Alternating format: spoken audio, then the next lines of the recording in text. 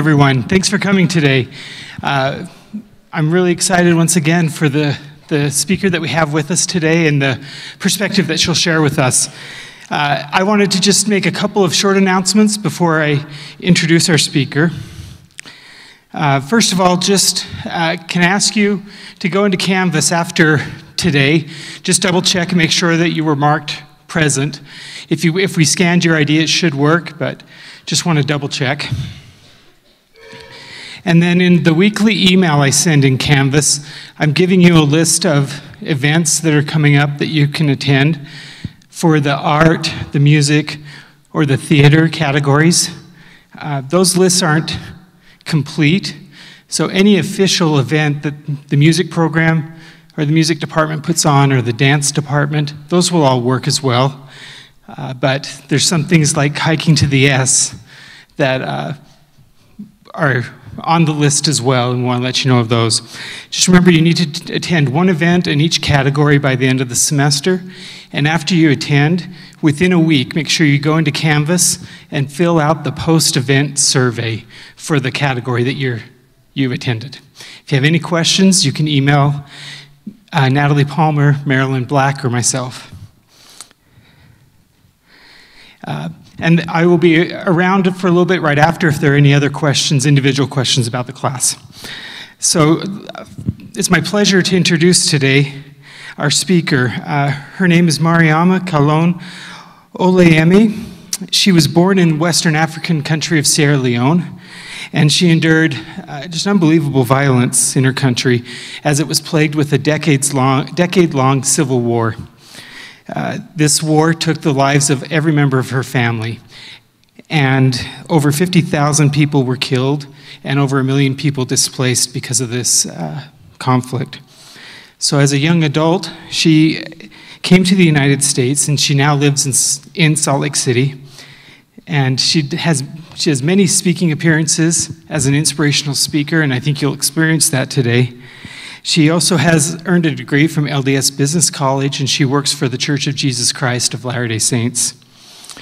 She lives with her husband, Beo Oleyemi, and they are waiting to be reunited with their children who are still residing in West Africa. The title of her presentation today is going to be Courage, Gratitude, and Joy Begin with a Good Attitude. Will you please join with me in welcoming Miriama Kallon Oleyemi.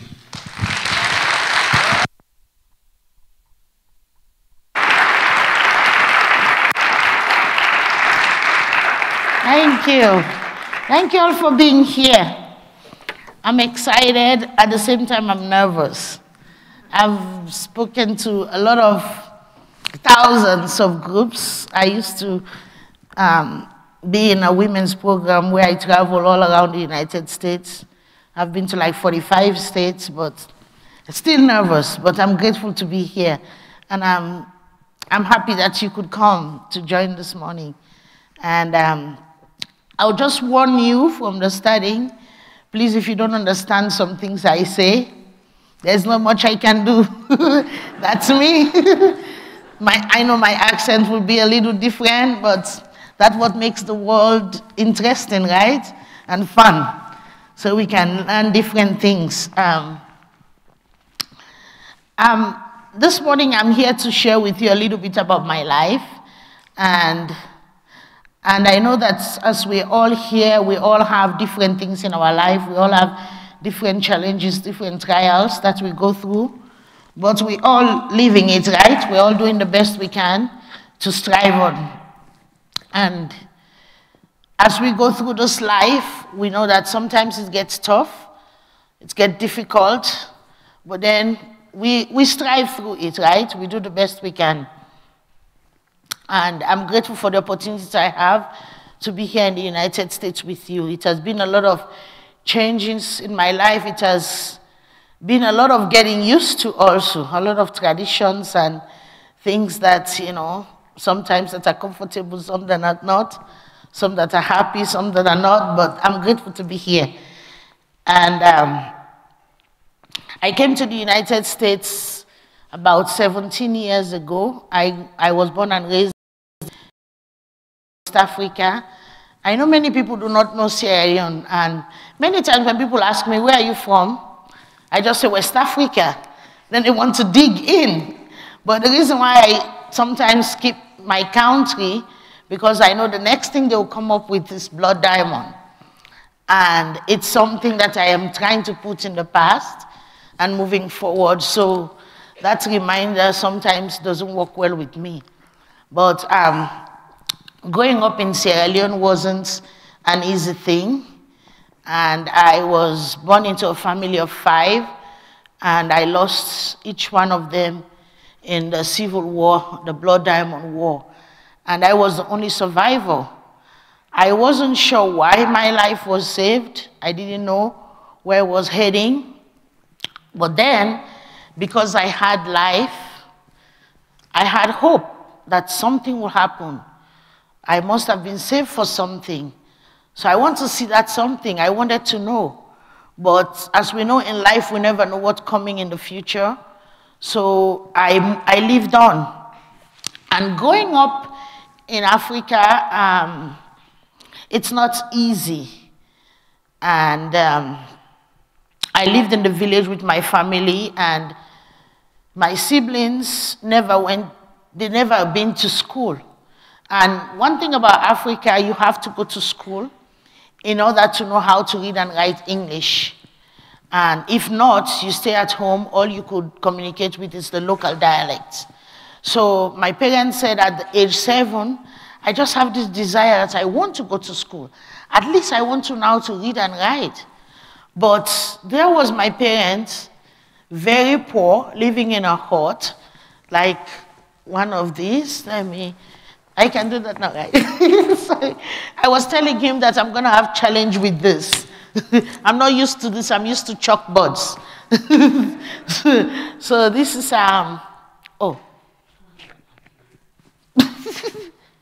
this, oh no. Okay, let me go back to this. So yeah, this is my, sort of my growing up. So living in those kind of hut. And then my parents said, I just have this desire that I want to go to school. And they were wondering, how can we do this? We could barely feed you guys. So what are you talking about school? And in the villages, we don't have schools. So maybe somebody who knows how to read English will bring kids together and teach them how to learn, how to read the alphabet or count 1, 2, 3 to 10 or whatever. So in order for me to go to school, I have to leave the village, leave my family, and go to the city. And even going to live in the city, I didn't know where I was going to stay. I didn't know anybody, but my older sister knew a lady who was looking for a house girl. And so at age 7, I left my family to seek this greener pasture that I so desire to have. And so I left them and went and lived with this woman. And living in this woman's home was not easy. There was a lot of maltreatment, there was a lot of torture, there was a lot of hard work. But I did the best I can, and I was sleeping on the floor in the home. But my joy was, even though I slept on the floor till I was 18 years of age, even though I slept on the floor at that time, I had the hope, because in the morning I would get up and go to school. So I was very happy in the life I was living because I was able to go to school. I was learning how to read and write, how to spell my name and all those things. So I continued on, and so it wasn't easy. But then I continued on to what you guys will call elementary, and then going through that wasn't easy. When I was in school, I had nobody to pay my school fees. Many times I go to school, I'll be driven out of the class because I can't pay my school fees. So but when I'm driven out of class, I will not go home. I'll go down I'll wait in the compound of the school. When my friends come out of classes, I'll take their notebooks and copy what they've been taught in class so that I can read, study, and prepare myself for exams. And when it's close to exams time, even in high school, I'll lend textbook for my friends. I read ahead of time. Sometimes I will take notes as much as the whole textbook so that I can study and prepare myself for exam. And so, but fortunately for me, when the time for exams come, I'll always pass because I study very hard. And I didn't have anybody to buy me school utensils.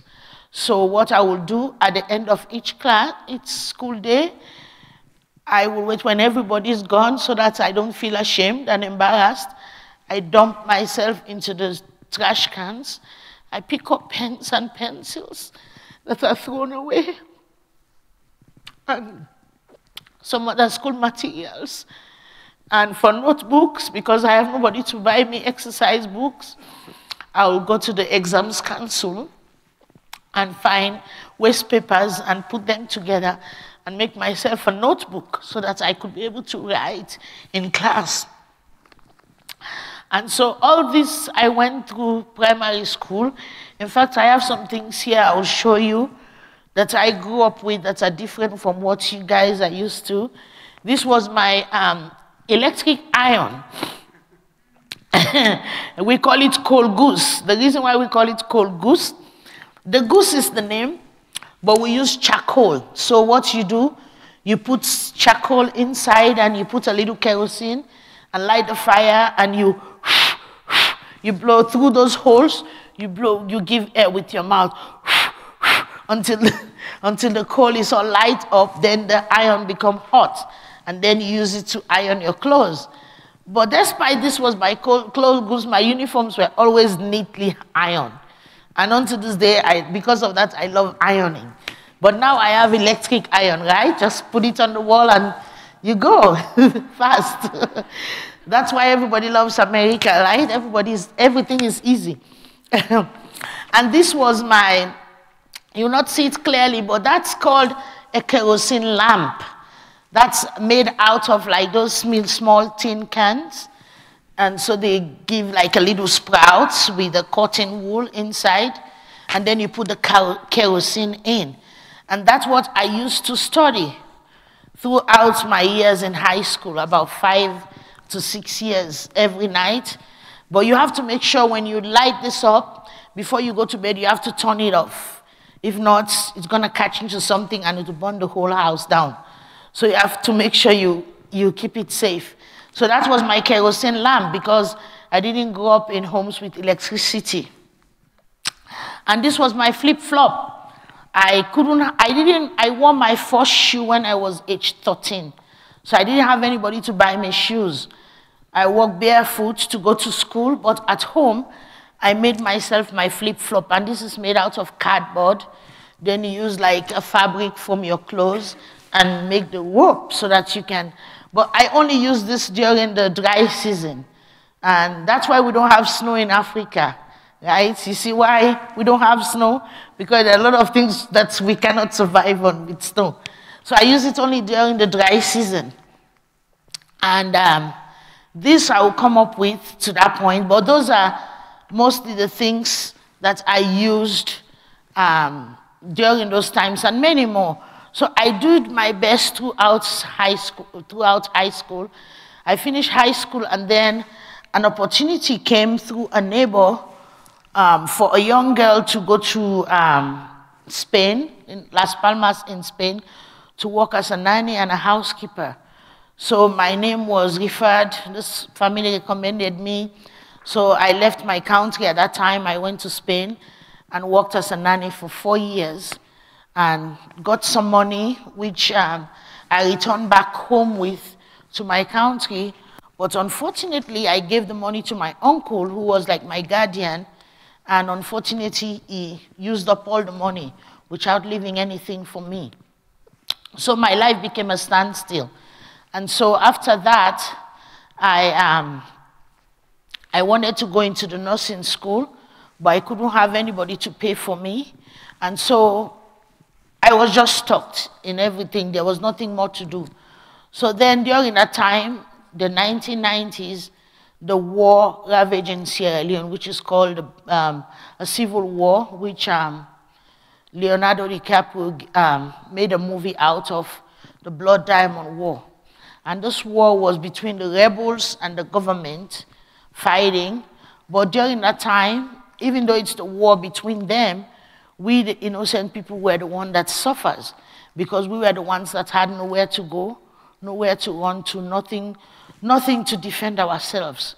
And so when this war started, I started running. At that time, I was in my teenage years, most of the age where a young girl will try to find somebody to marry so that they can, raise a family.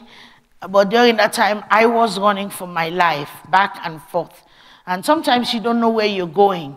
You're just going wherever people say it's safe. You run with them.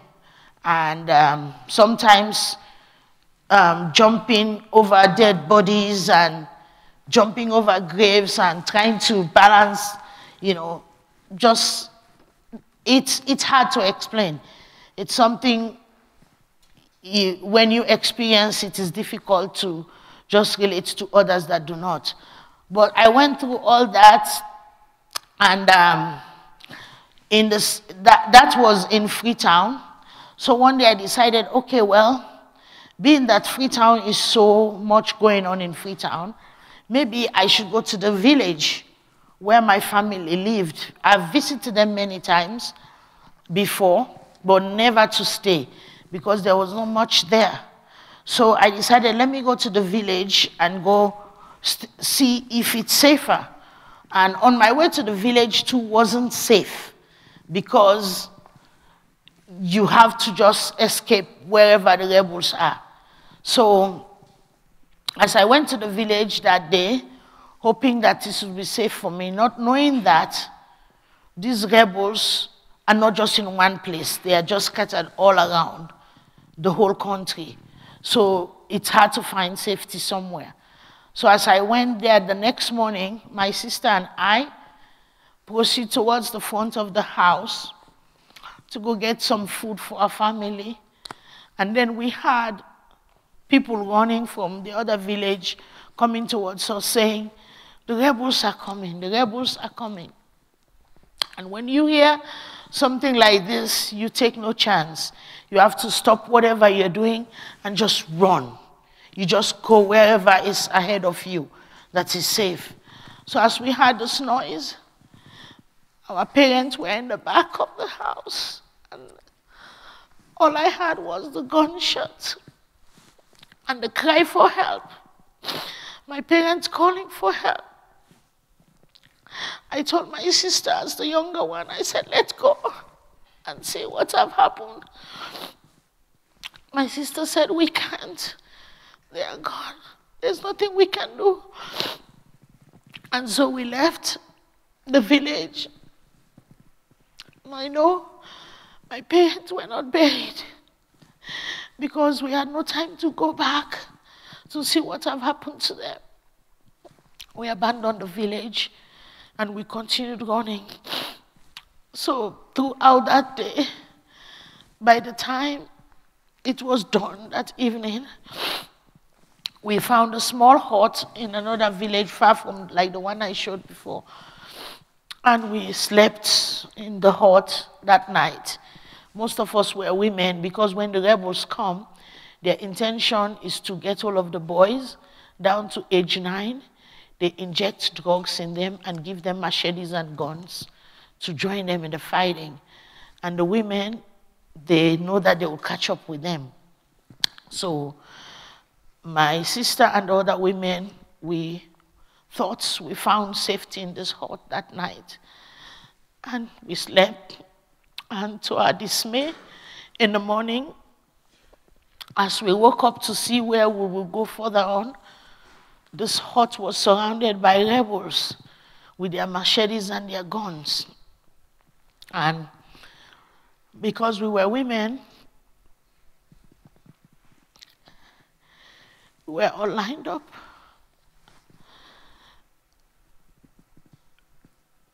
And were molested by these rebels.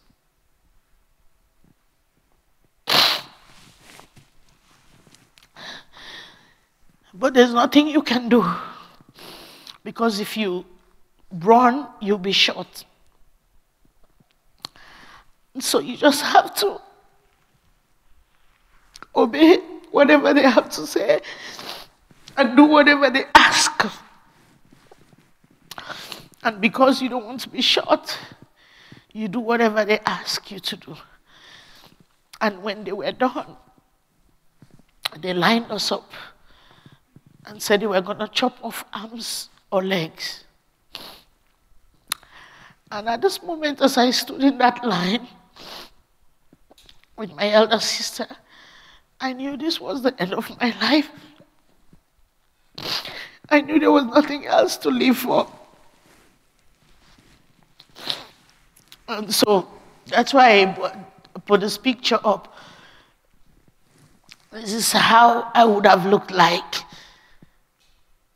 if God hasn't intervened and saved my life.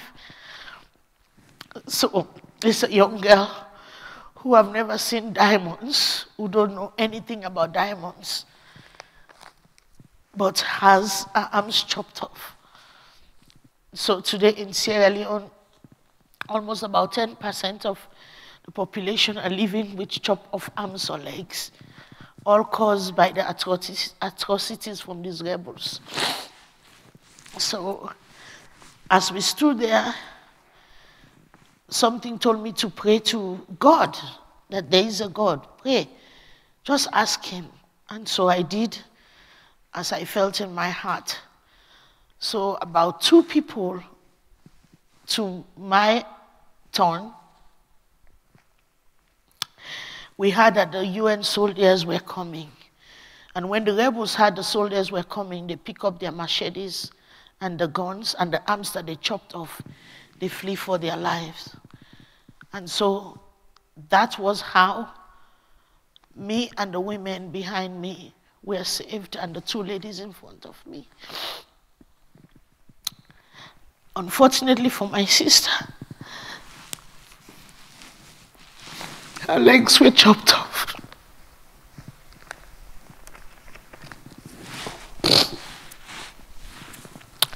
And she passed away a few years after that because of the tetanus.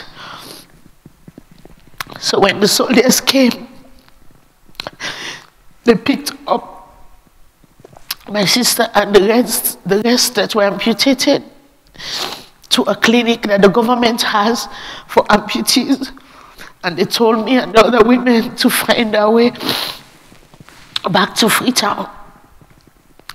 So we went to Freetown after walking miles in the bush without food, just drinking water from the riverside, eating fruit from the tree. So we got to Freetown, and then as I was roaming through the streets of Freetown, I couldn't find anybody that I knew because many people have deserted their homes. Many homes have been burned down. Nobody to locate where they are. And then I saw a friend whom I knew in high school. And this friend invited me to come stay with her family. And there were many people in the home and sleeping on the floor again. But then at least it was safe at that time. So I stayed with my friend trying to see if I can find any family member. Nobody was to be found. So I was blessed with the opportunity after that to come to the United States.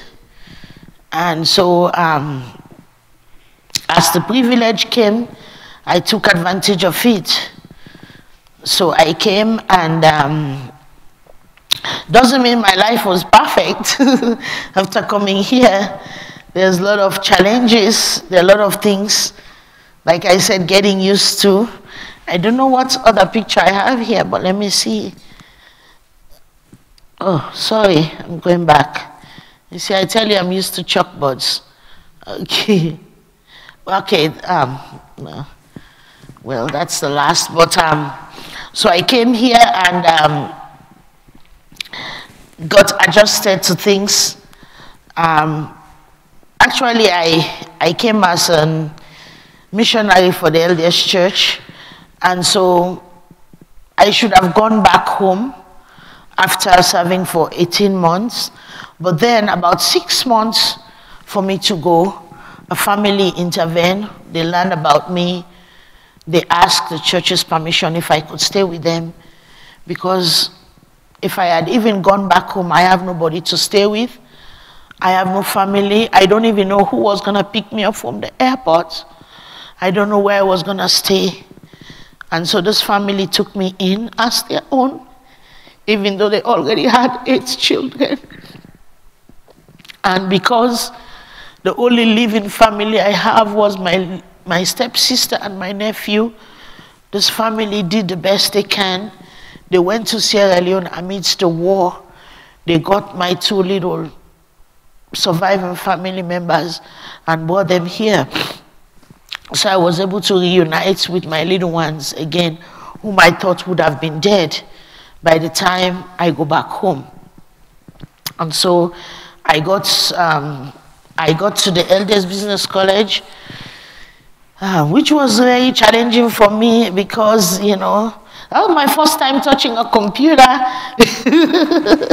Getting to school, I'm used to chalkboards, so it was very hard. I remember most of the time I would stay in the back of the class because I don't want people to see how I pick up my letters, you know, and I see these white kids there going, I'm like, wow, is this magic? How do they do this magic? This is amazing. Sometimes I would ask them, so how do you get? They're like, you just have to get used to it. I'm like, it's going to take a lot of getting used to for me. But then I did the best I can. It was really tough. I can tell you guys just don't know how much it takes to make that transit from where I come from to here. In fact, I had an experience. I had a friend, you know, where I come from, I never saw an ATM machine. And we didn't have it. I heard that we have few now, but when the time I was there, we didn't have it. So I went with this friend and to visit this machine, the magic machine. So I stood there and I just saw, all she did was tuk, tuk, tuk, tuk. Psh, the money came out. I'm like, really? So is this why they say America is the greatest land in the world? Money coming out of the wall? I'm like, this is amazing. Money just coming out of the wall, like that. So I was very excited and I told my friend, I'm going to be I started taking all the addresses where I find this machine. I said, because before I go back to Africa, I'm going to visit all these machines and get my own money out of the wall. But I didn't know how the money gets into the wall. But then after living here, working and everything, I found out that, wow, is this how the money gets into the wall? And now I'm depressed. I'm depressed, I'm stressed, because I have to work so hard. I have to do the best I can to live within my means so that I can put the money into the wall so I can get it out of the wall when I need it. So it's amazing, money coming out of the wall. There's a lot of getting used to. And at one time, my friend and I were walking on a carpet on the stairs, and there was the railings, and I touched and check. I got shocked. I'm like, wow.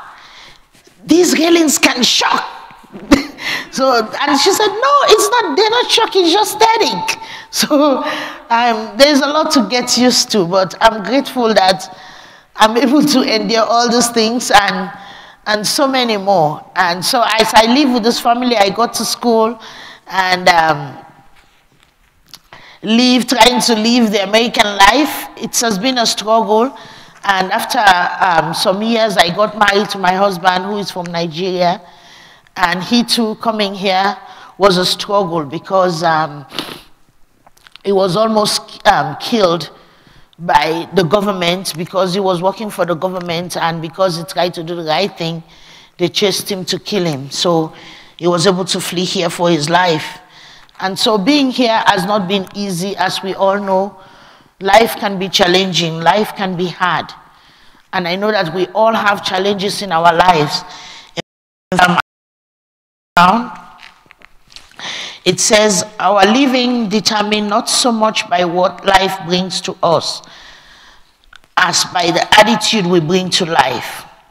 Not so much by what happens to us, as by the way our minds look at what happened.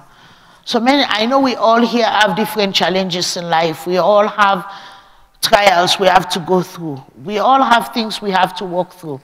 But if there's anything I'll leave with you for my talk today, is that you never give up in life. Is that you do the best you can in all that you do.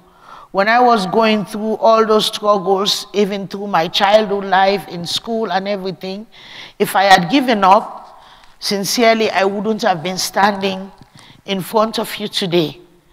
Because when I was a little girl, having to go through the garbage can so I can find clothes or shoes, and I had to do chores for other people, for neighbors, so that I could have my daily meal.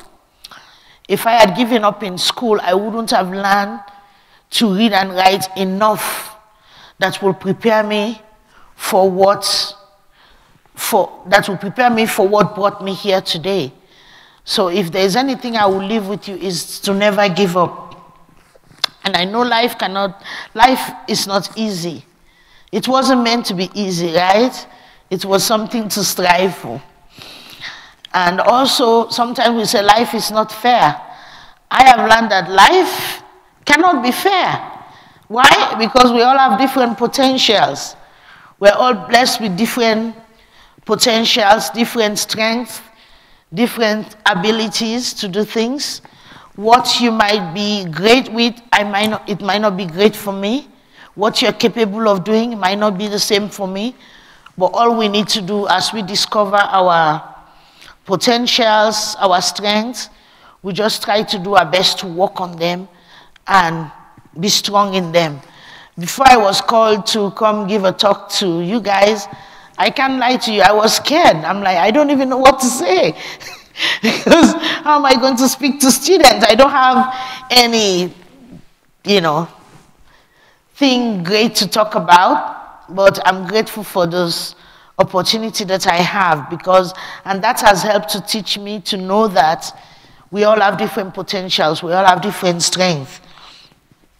And one thing I have learned also, sometimes for us to be able to overcome our challenges, we need to get out of our comfort zones and try to help others and do the best we can to serve them, to be a good friend, to be a good listener, because sometimes we have people we meet that can just be nervous, like me, coming from a strange land, getting to adapt into a new situation, a different situation.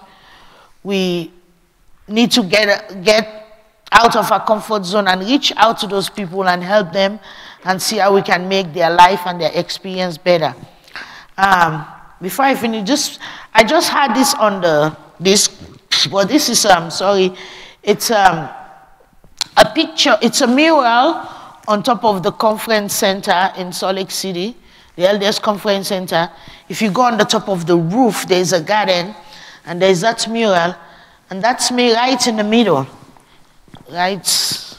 I was very teeny and cute and still in my African clothes. I don't know how it get there, but somebody put it together. So if you ever go to the conference center, just visit me and say hi. But those are the things that help me to know that my life was saved for a reason, for a purpose. And because of that, I've learned not to give up in life, to just do the best I can. And another thing we can do is we need to learn to show gratitude to those that help us in the way, especially our parents and our loved ones, those that help us go through the things we have to go through and the things we're doing. And thank you. And also we need to show our appreciation to God, because in all, I don't know for you, but for me, in everything that I do in my life, it's because of the help from above. I know that I'm limited in many things I do, in everything I do, but I know that as I show my appreciation and thanks, He's able to bless me. And we should also cherish our friends and our loved ones. And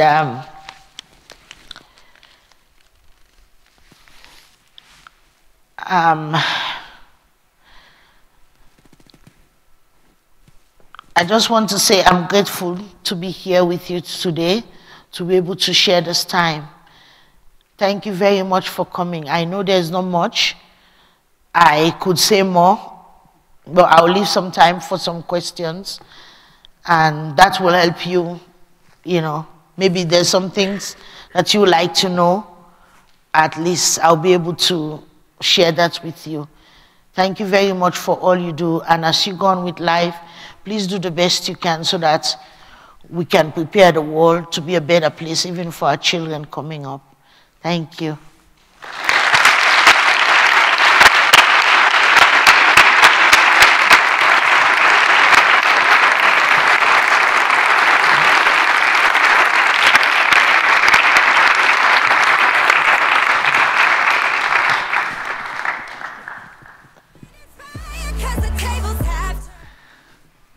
Yes. Thank you very much.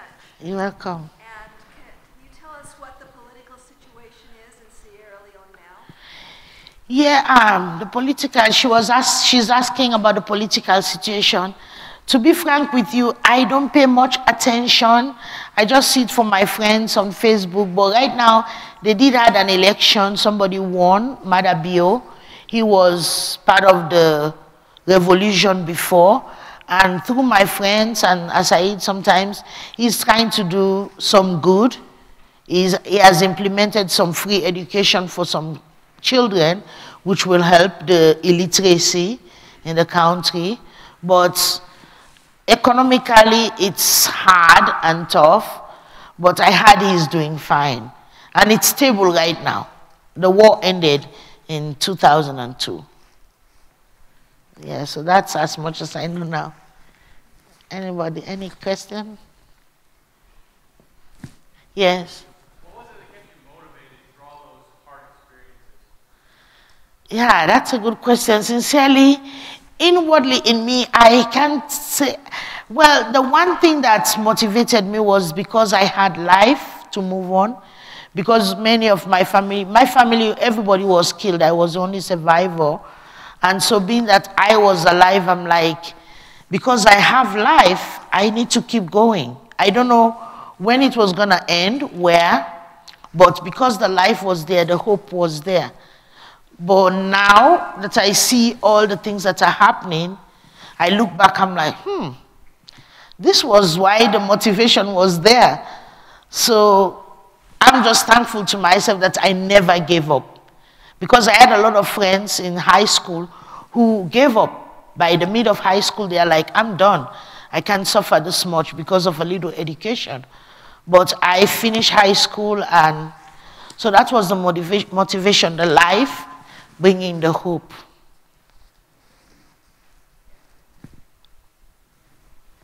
Yeah, anybody else? Oh. I thought somebody out there, just like, anybody else, any question?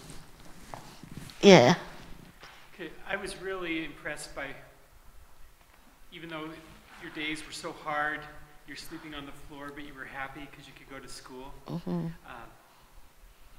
Do you have any advice for American college students? Wow.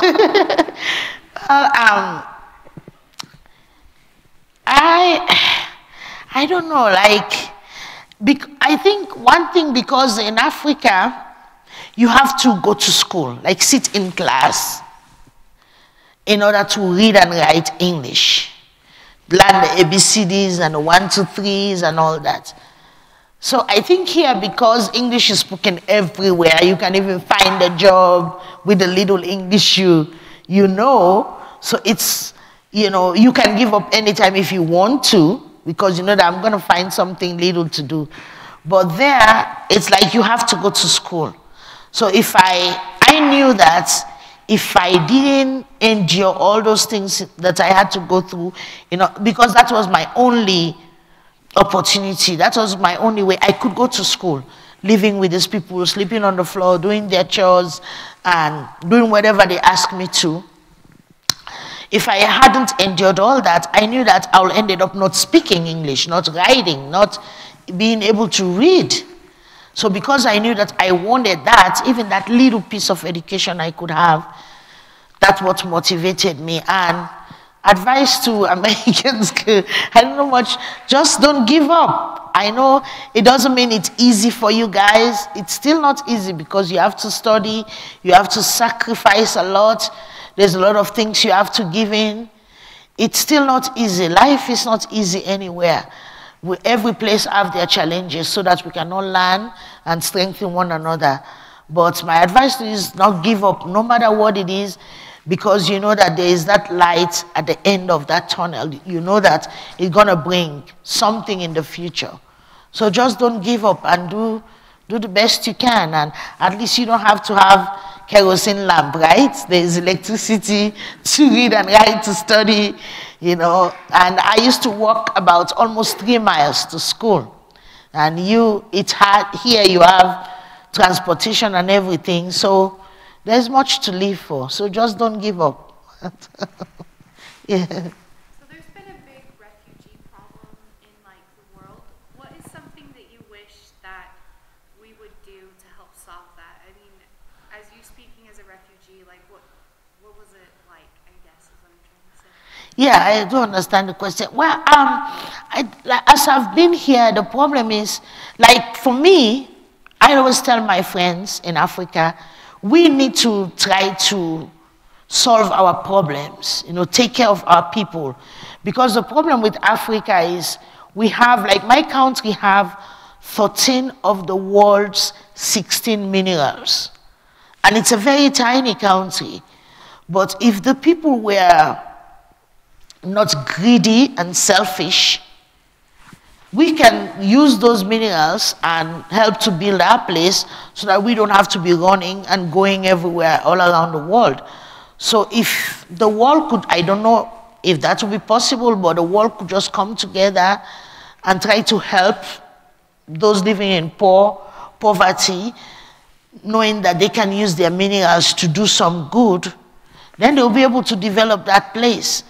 I cannot lie to you. I'm here, I'm happy, but at the same time, there's no place like home because there's a lot of things I can do home I cannot do here. I wish I was home, but at the same time, I know if I'm home, I will not be able to live the life I'm living here. Someday I hope to go back because that's the intention for me and my husband, to go back and see whatever way we can build our little community. But I think if people would just learn to help people wherever they are, to see the good in what they have and develop on that, then people will not be running all over the world and inconveniencing other people. Thank you. Yeah. Where did you serve your mission? I did on Temple Square. They always say the best mission, right? Everywhere is good. But there was one funny thing. On Temple Square, we go for 14 months, and then we go out for 4 months. And so when we go out, we learn to knock on doors, because we don't do that on Temple Square. And the elders will say, oh, wow, you guys, you don't do much. You just sit there and say, welcome to Temple Square. They call it the fashion mission. So that's what I did. Thank you. Yeah. Temple Square was the best mission. It is. Yeah. What was your favorite part of your mission? My favorite part, it's talking to VIPs. Because like Disney World, everybody comes there. So, and my favorite part is having also all the sisters from 45 different countries, from speaking 40 languages. So you learn little, like I learned German, Willkommen, Upton Temple Plus. So there's a lot of fun, yeah. What would be one thing you would change about your life? Wow, one thing I'll change. That's a big question. If there's one thing I would change, I want to learn more. I want to learn more about technology, especially this computer thing. Sincerely, you don't know how much is frustrating when I can't just figure things out. So if there's one thing I could change, it to improve my knowledge in computers. Because I know it's what rules the world now. Yeah. One more question. Yes. So you mentioned that with this, like the difficulty you were saying now, without that you will not be able to like come here. If you were given the chance to live life without difficulty and the life which you're living, which one would you choose? Sorry, I didn't hear well. Okay. If you were given a second chance to live again, would you choose the same life again or a different life? Well, the thing is, the life I lived, I know it was prepared me for the life today. Because even though it was hard, it was difficult, but it helped to prepare me. And so, with those things that I went through, the hardship, the pain, the headache, the molestation and everything, as I'm living now, as other things are coming, I'm learning that, oh, I've gone through harder things before.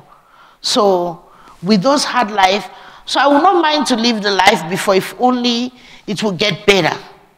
You see, but at the same time, I'm grateful for the things I learned before. It wasn't easy. I cannot say I want it. Nobody's seek for adversity, but at least it has helped to strengthen me to face whatever challenges is coming, as they still come, because they still come. So, Thank you. welcome. Thank you for being here.